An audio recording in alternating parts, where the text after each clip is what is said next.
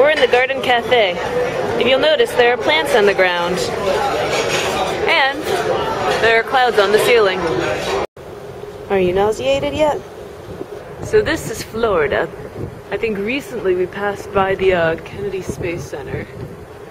Somewhere that direction. Can't see it anymore. Part of what I found interesting on a cruise is that there's just a wide variety of people on here. We've seen people here who dress up in tuxedos and glitzy night dresses. And we've seen people who go around dressed like truckers. So it's just a wide variety of people that are here.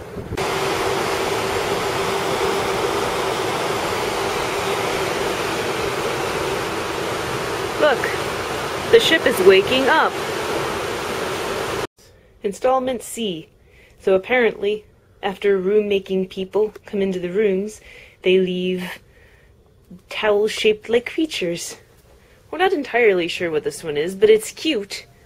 Last night, Mom barged into our room saying, "Go, go, go! Go look at Dad's snake!" With a little trepidation we went. Luckily, it was a towel snake. I would like to preface for you that we have about half an hour until we can get off the boat and into Florida, and this is what my brothers are doing to occupy their time.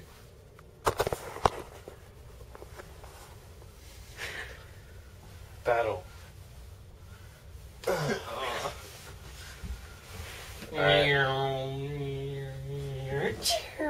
I see your shorts as big as mine. Sweet, there we go. You can't. Found it. Found it. Okay, I'm done. Explode. So we're in a courtesy shuttle. My favorite part of it would be the racetrack lines on the top. Another thought.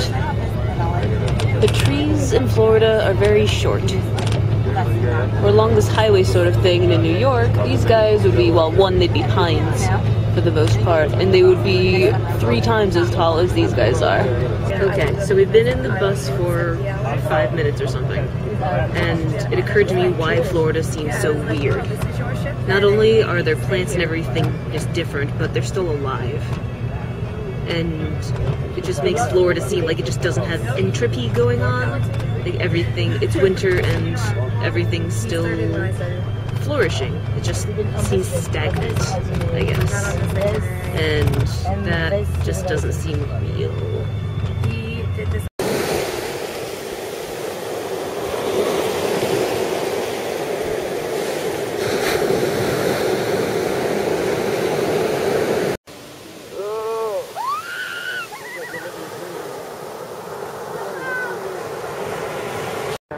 Okay, so this is a beheaded, I'm assuming, pelican.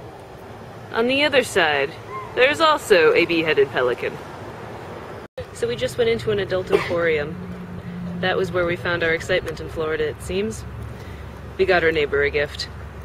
I did notice that it was kind of interesting how this is the second or third one I've ever been in, and the cashiers here in these kinds of places are always the most miserable people I've ever seen. And it's fascinating. How could you be miserable in some place like this? I'm talking to Camden. Look at me. I'm blue. You see the bandana? My daddy made it for me. That's some beading. Mom and Dad went to some sort of beading class while the boys and I wandered around town. So there's bees at the very end of it. Just went to a comedian. His last name was Koenig. I don't remember his first name. He's won things and he's been in Greece and things. Yeah, that was hand motions kicking in there and the whole camera flick. That was that.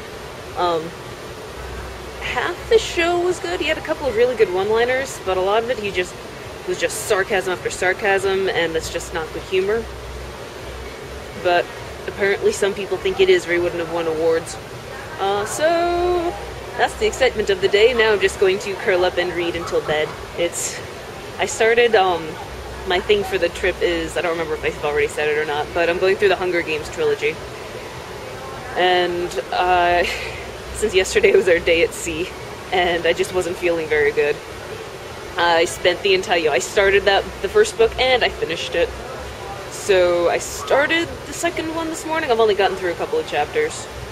And I feel like I ought to just space this book out over the next couple of days because we're going to have another day totally at sea. And so I may want to just totally go through Mockingjay, the last one, then.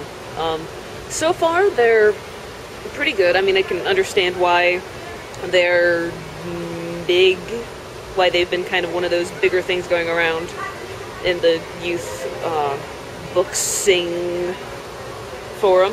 The heroine isn't perfect, which is always a good thing. Nobody's really perfect. Everybody's got their flaws. There's the unrequited love bit on one area, so that has won me over, that character. Or it seems two now of them. A lot of it, you know, the best young adult fiction addresses something, you know, some real life problem, and the thing that is addressed in these ones is kind of the economy, you know, the haves and have-nots, you know, what does legality matter if your family is starving? Just morals versus legal versus law, I guess. That's a lot of that.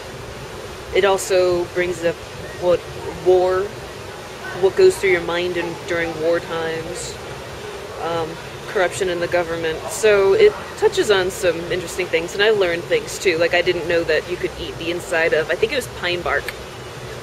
And I didn't know that was actually something that you could eat. So I learned something. Yeah, that's my brief synopsis of at least the first book. So now I'm going to read more of the other one. You want to see some pretty blue lights? That's why I'm blue. Ooh. Well, trust my word, it is blue. And that would be the end of day, what is it, 3? I think. Day 3. P.S. A ton of buildings well, particularly modern architecture, doesn't tend to impress me. But I do like the look of lots of lights on the water. Isn't it pretty?